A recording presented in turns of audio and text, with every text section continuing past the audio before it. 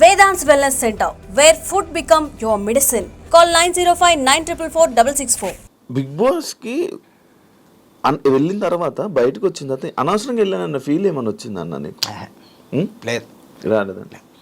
నేను చాలా ఎంజాయ్ చేశాను బిగ్ బాస్. మీరు ఎంజాయ్ చేశారు, బట్ బయట ఆడియన్స్కి లైక్ బాలాదిత్య ఏంటి ఇలా ఉన్నాడు అంటే కొంతమంది మంచిగా అనుకున్నారు, కొంతమంది అరే ఎందుకు ఇలా ప్రతిదీ టేక్ ఇట్ ఈజీ లాగా లైట్ తీసుకోవడం, ఎందుకు ఇలా చేశారనే కొన్ని టాక్ కూడా మారింది. అంటే దానివల్ల ఏమైనా ఇబ్బంది అయ్యిందా నీకేనా బయట అనేది? ఎవరికైనా సరే బయటకు చూసుకున్న తర్వాత, అసలు నువ్వు కూడా బిగ్ బాస్కి వెళ్ళావు కాబట్టి ఒక విషయం చెప్తున్నా. What people see in Bigg Boss is real but not actual. తేడా ఉంది రెండింటికి. ఏమిటి తేడా అంటే అదేం స్క్రిప్టెడ్ కాదు, మనకేం చెప్పరు, అది జరిగింది రియలే కానీ యాక్చువల్ కాదు. ఎందుకు యాక్చువల్ కాదు అంటే, ఇప్పుడు ఫర్ ఎగ్జాంపుల్ నువ్వు నేను 10 పాయింట్లు మాట్లాడుకున్నాం. 10 పాయింట్లు మాట్లాడుకోవడంలో ఫర్ ఎగ్జాంపుల్ ఈ వీక్ నన్ను లేపాలి, నువ్వు మాట్లాడిన 9 పాయింట్లు రాకుండా నా ఒక్కడి 9 పాయింట్లు వచ్చి నువ్వు చిరాకు వచ్చి లేచి వెళ్ళిపోయావు. ఆదిత్యన్న ఏం మాట్లాడాడబ్బా, అసలు శివకి మాట్లాడరాక లేచి వెళ్ళిపోయాడు అని ఒక ఇంప్రెషన్ కలుగుతుంది. ఇప్పుడు ఇది రియలే బట్ యాక్చువల్లా కాదు. అంటే అన్నీ ఇలా చేస్తారని నేను చెప్పట్లా, కుదరదు కూడా. ఒక్కొక్కసారి వాళ్ళకి కొంత చూపించాలంటే చాలా చాలా లేపాలి. ఆ ప్రహసనంలో ఏమవుతుందంటే చూసుకునే ప్రతివాడు ఇదేంటి నేను ఇలా కనిపించానా, ఇది ఇలా అయిందా, ఇది ఎలా అనిపించిందా అని ఒక షాక్లో బాధపడతారు. అది కొన్నాళ్ళు ఉంటుంది, అది ఎవరికైనా ఉంటుంది, నేననే కాదు ఎవరికైనా ఆ ఫీలింగ్ కనిపిస్తుంది తప్ప. బిగ్ బాస్ హౌస్లో చాలా చాలా మంచి విషయాలు ఉన్నాయి, చాలా నేర్చుకోవాల్సిన అంశాలు ఉన్నాయి. నేనే కదా, అగైన్ ఎవరికైనా సరే it all depends on how we take it. ఏ మనిషి కూడా సంపూర్ణంగా మంచివాడు కాదు, సంపూర్ణంగా చెడవాడు కాదు. ప్రతి మనిషి సమయాన్ని బట్టి సందర్భాన్ని బట్టి వాళ్ళ మంచితనం చెడతనం బయటపడుతూ ఉంటుంది. సో నన్ను ఇలా అనుకున్నారు అలా అనుకున్నారు, మనం ఒకళ్ళ గురించి అనుకుని ఒపీనియన్స్ ఫామ్ చేసిన వల్ల ఊరిగేది ఏమీ ఉండదు. సో నాకు అందుకనే నేను దానివల్ల పెద్ద ఏం ఎఫెక్ట్ అవ్వలేదు.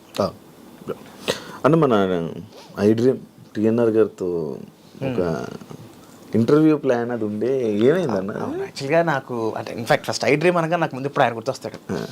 ఎందుకంటే ఆయన పాపం I think if I'm not wrong, ఆయన కోవిడ్ టైంలో మే మంత్లో ఆయన కాలం చేశారు.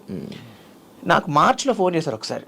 ఫోన్ చేసి ఇలాగ బాలాజీ గారు మీరు చేద్దాం అనుకుంటున్నాం అంటే చాలా సంతోషం సార్ అని పాయింట్స్ మాట్లాడుతూ డిస్కషన్లో ఆయనకు తెలిసిన విషయం ఏంటంటే June 13th నేను చెప్పాను ఆయనకి, March 10th నా బర్త్డే అండి, June 13th యాక్టర్గా నా బర్త్డే అండి. అవునా సార్ ఎన్ని పూర్తి అవుతున్నాయంటే 30 ఏళ్ళు పూర్తి అవుతున్నాయండి అన్న. సార్ అదిగా సార్ అకేషన్ అయితే ఇది కాదు ఇలా కాదు, నేను మీ గురించి ఇంకా చాలా పాయింట్స్ రాసుకుంటాను, మీరు నాకు క్లారిఫై చేయండి, ఎందుకంటే మనం ఒక 3 hours షో చేద్దాం. సార్ 3 గంటలు ఎవరు చూస్తారు sir?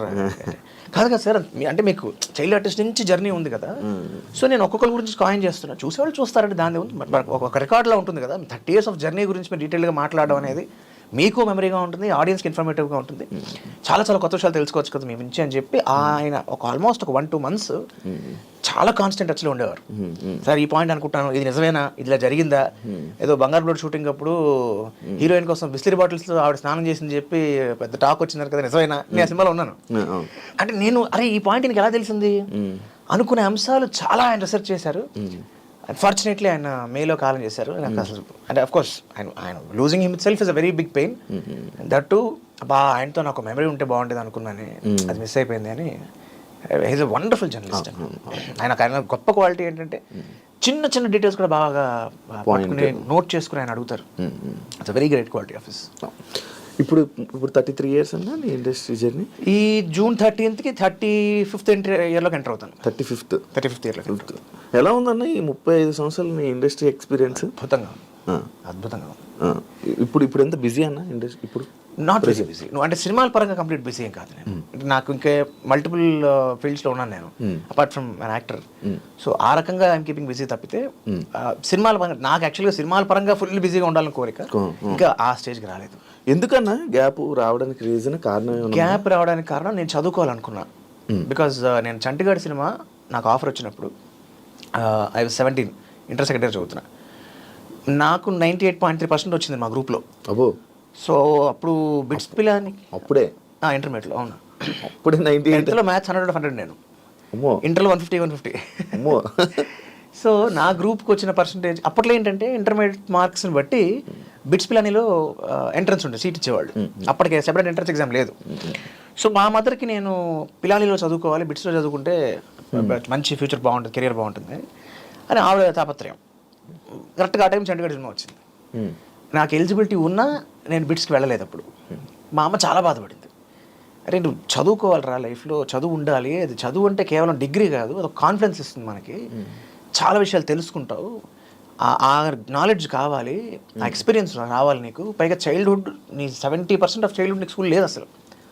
So you don't know అసలు, నీకు ఆ అవగాహన కంప్లీట్ లేదు. అట్లీస్ట్ డిగ్రీ వరకైనా ఇంజనీరింగ్ వరకైనా ప్రాపర్గా చదువుకుని తర్వాత కొన్నాళ్ళు ఉద్యోగం చేసి అనుభవం తెచ్చుకుని డబ్బులు సంపాదించుకుని నీకంటే ఒక ధైర్యం తెచ్చుకుని దెన్ బై 25 or 26 అప్పుడు ఎంటర్ అవ్వు.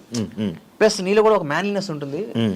చిన్న కుర్రాడు ఈ టైంలో ఇప్పుడు అబ్బాయి హీరో అంటే అంటే నేను అప్పుడు మై ఆన్సర్ వాజ్ రెండు చెప్పాను, అమ్మ నేను చిన్న కుర్రాడిని అన్న విషయం నాకు తెలుసు, కానీ ఇప్పుడు చిన్న కుర్రాళ్ళే హీరోగా వచ్చి ట్రెండ్ నడుస్తుంది. అప్పుడు ఆయన మన ఉదయ్ కిరణ్, తర్వాత తరుణ్, ఆయన తారక్ అన్న అప్పుడప్పుడే ఫ్రెష్గా వస్తున్నారు. తనీష్ ఇంకా రాలి అప్పటికి, తనీష్ ఇంకా రాలి. తారక్ అన్న మన అల్లు అర్జున్ ఆయన అప్పుడే లాంచ్ అయ్యారు. సో సేమ్ ఇయర్ ఇన్ఫ్యాక్ట్ 2003 ఆయన కూడా. సో ఇప్పుడు నాకు ఈ ఆపర్చునిటీ వచ్చింది. కొన్నాళ్ళ తర్వాత ఈ ట్రెండ్ ఉంటుందో లేదో, అండ్ ఇక్కడ మనకేమో వెనకాల ఎవరు లేరు మనల్ని పెట్టి సినిమాలు తీయడానికి. So this is the right opportunity నా ఉద్దేశం. రెండో విషయం అంటే నేను ఇప్పుడు చదువుకోవట్లేదని ఫీల్ అవుతున్నాను కదా, at any point of time in my life నేను ఒక ప్రాపర్ క్వాలిఫికేషన్తో నా లైఫ్ నేను ఫుల్ఫిల్ ఇట్, నేను ఇచ్చిన మాట నిలబెట్టుకుంటాను అని చెప్పడం వల్ల నేను 1940లో గ్రామం అనే సినిమాకి నేషనల్ అవార్డు వచ్చింది ఆ సినిమాకి. So then I took break. I thought this is the right time. ఎందుకంటే అప్పటికే 25 ఏళ్ళు దాటిపోయినాయి. 25 దాటలే, ఇంకా 20 దాటేసాయి. 2024లో ఉన్నాను అప్పుడు, 2009 అనుకుంటుంది. సో 24. సో ఐ థాట్ ఈ ఏజ్ దాటితే ఇంకా చదవడం కష్టం. చదువు మనకు అంటే అప్పటికే 6 ఏళ్ళు హీరోగా చేసిన వాడిని, అప్పటికే కష్టం, ఇంక ఈ ఏజ్ దాటితే ఇంకా కష్టం అని చెప్పి ఇంకా దెన్ ఐ టుక్ బ్రేక్ తీసుకుని కంపెనీ సెక్రటరీ అనో కోర్స్ చేశాను. కంపెనీ సెక్రటరీ అంటే మనకి ఇప్పుడు సిఏ లాగో, సిఏ, సిఎస్, ఐసిడబ్ల్యూఏ 3 కూడా సిస్టర్ కోర్సెస్. సో అలాగా సిఎస్ చేశాను అనమాట. ఇప్పుడు కూడా సిఏ స్టూడెంట్స్కి మీరు? అవును, సిఏ వాళ్ళకి ఫ్యాకల్టీగా ఉన్నారు ఇప్పటికీ. స్టిల్ 2013లో స్టార్ట్ చేశాను. సిఏ ఇంటర్లో ఫైనాన్షియల్ మేనేజ్మెంట్ ఒక సబ్జెక్ట్ ఉంటుంది, అది మ్యాథ్సే, అది కూడా మ్యాథ్స్ బేస్డ్. సో ఆ ఫైనాన్స్ సబ్జెక్ట్ అది, ఫైనాన్షియల్ మేనేజ్మెంట్ నేను గత 12 ఏళ్ళుగా టీచ్ చేస్తున్నాను. కొన్నేళ్ళు ఫిజికల్ చెప్పాను రాజమండ్రి, హైదరాబాద్, విజయవాడలో. ఇప్పుడు వన్ ఫిన్ ఇండిగో లెర్న్ అని ఒక ఆన్లైన్ ఇన్స్టిట్యూట్ అనమాట. కాదండి, మీరు సిఏగా ఎందుకు చేయరు మరి జాబ్? చెప్తున్నా కదా, నా ప్యాషన్ అది కాదు. ఉద్యోగం అంటే విత్ డ్యూ రెస్పెక్ట్స్, ఆ పని చేసే వాళ్ళకి అది ఇష్టం కాబట్టి వాళ్ళు చేస్తున్నారు. That doesn't give me high. అప్పుడు నేను కొన్నాళ్ళు సీరియస్గా జాబ్ ట్రై చేశాను, ప్రాక్టీస్ పెట్టాను, ఉద్యోగం చేశాను. ఇక్కడ సాటిస్ఫాక్షన్, జాబ్ సాటిస్ఫాక్షన్ అక్కడ లేదు. మొత్తం వర్క్ అక్కడ జాబ్ సాటిస్ఫాక్షన్ కానీ జాబ్ సాటిస్ఫాక్షన్ లేదు. కానీ వర్క్ మొత్తం మీకు వచ్చు. ఏది? సిఏకి సంబంధించిన మొత్తం. సిఏ కాదు, సిఎస్ అంటే ఒక లీగల్ సైడ్ ఆఫ్ సిఏ అనుకో. అంటే మోర్ ఆఫ్ కంపెనీకి సంబంధించిన లీగాలిటీ ఆఫ్ కంపెనీ చూసుకునే వ్యక్తి.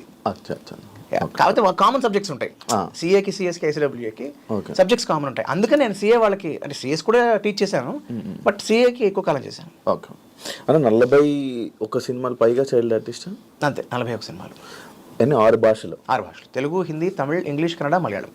ఎలా అన్నా అప్పుడు వేరే లాంగ్వేజెస్లో అప్పట్లో నా ఆఫర్లు అంటే అప్పట్లో ఎందుకు వచ్చిందంటే ఆఫర్ నాకు 90s టైంలో టిల్ ఆల్మోస్ట్ 2000 వరకు అన్ని ఇండస్ట్రీస్కి చెన్నై హబ్.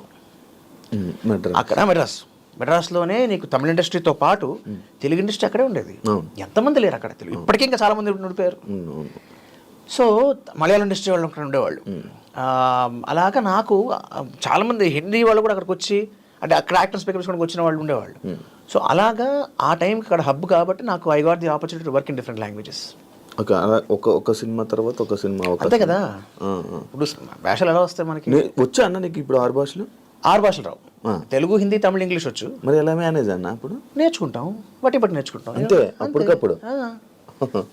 ఇప్పుడు బాలాదిత్య అంటే బాలనటుడు కాబట్టి బాలాదిత్య కాదు. ఒరిజినల్ నా పేర్లోనే ఉంది. కాకపోతే అది చిన్నప్పుడు మాస్టర్ ఆదిత్య అని పడేది. ఇప్పుడు నన్ను మామూలుగా పిలవడం కూడా అందరూ ఆదిత్య అని పిలుస్తారు ఎక్కువ. ఇండస్ట్రీకి వచ్చినప్పటికి ఏంటంటే నేను వచ్చే టైంకి ఆల్రెడీ ఆదిత్య ఓమన్ ఆయన హీరో ఉన్నారు. ఆయన ఉన్నారు. తర్వాత మన ఆదిపిని శెట్టి అన్నయ్య ఉన్నాడు, మన సాయి కుమార్ గారు అబ్బాయి ఆది ఆయన ఉన్నారు. సో అది చాలా ఆదిత్య కన్ఫ్యూజన్ అయిపోతుంది అని చెప్పి, సరే బాల ఎలాగో ఉంది కదా అని బాల ఆదిత్య అని అప్పుడు దాన్ని అటాచ్ చేస్తాం. ఒరిజినల్ ఉన్న పేరు రికార్డ్స్ అయితే ఉంది పేరు, కాకపోతే చిన్నప్పుడు ఇప్పుడు వాడాల స్క్రీన్కి. కానీ బాల ఆదిత్య అని చెప్పి ఇలా సరే అది కూడా కలిసిపోయింది. కలిసి బాలనటుడు కాబట్టి బాలాదిత్య కలిపేసి అంటే హీరోగా సినిమాలు చేసి హీరో ఎందుకని ఆపేసినావు మళ్ళీ అలా కంటిన్యూ చేయలేదు అంటే ట్రెండ్ అది చెప్పా మారుతున్న కదా. కొలది అంటే ఇప్పుడు సిఎస్ చదవడం కోసం అని చెప్పి నేను ఒక అది చాలా టఫ్ కోర్స్. దాంట్లో ప్రాబ్లం ఏంటంటే ఒక గ్రూప్లో 4 పేపర్లు ఉంటాయి. ఒక పేపర్ పోయింది అనుకో 4 మళ్ళీ రాయాల్సిందే, మిగతా 3 పాస్ అయినా సరే. సో అలాగా చాలా చాలా కష్టం అని చెప్పి నేను కంప్లీట్గా మానుకుని అసలు మొత్తం ఇండస్ట్రీకి అసలు నేను సినిమాలు చూడాల. నేను సిఎస్ పాస్ అయ్యే వరకు సినిమాలు చూడడానికి కొంతకాలం చూడలేదు. సిఎస్ ఫైనల్ ఎగ్జామ్స్ అప్పుడు ఆ ప్రిపరేషన్ ఉన్న టైంలో 15 నెలలు నా జీవితంలో నేను సినిమా థియేటర్కి వెళ్ళకుండా ఉండడం అంటే అది నాకే చాలా పెద్ద ఇది. బట్ అది అలా తపస్సులో చదివితే కానీ అవ్వదు. సో అలాగ బ్రేక్ తీసుకున్నాను. ఆ బ్రేక్ అలా ఎక్స్టెండ్ అయిపోయింది. మనకి ఇండస్ట్రీలో ఏంటంటే out of sight is out of mind. So కాబట్టి తప్ప నేను చదువుకోవడం కోసం బ్రేక్ తీసుకున్నాను. చదువు అయిపోయింది, అప్పటికే మర్చిపోయాను.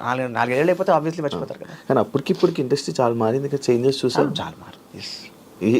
ఏమేం చేంజెస్ చూసావు అన్న ఇండస్ట్రీలో నార్మల్గా? మోర్ ఆఫ్ నా అవగాహనలో ప్యాషన్ ఎప్పుడు తగ్గలేదు. కాకపోతే అప్పుడు చాలా తక్కువ మందికి తెలుసు మేకింగ్ అనేది. ఇప్పుడు మేకింగ్ చాలా మందికి తెలిసింది. వాల్యూమ్ ఆఫ్ మేకింగ్ పెరిగిపోయింది. అండ్ మోర్ ఇంపార్టెంట్లీ అప్పుడు గ్రౌండ్ వర్క్ ఎక్కువ ఉండేది.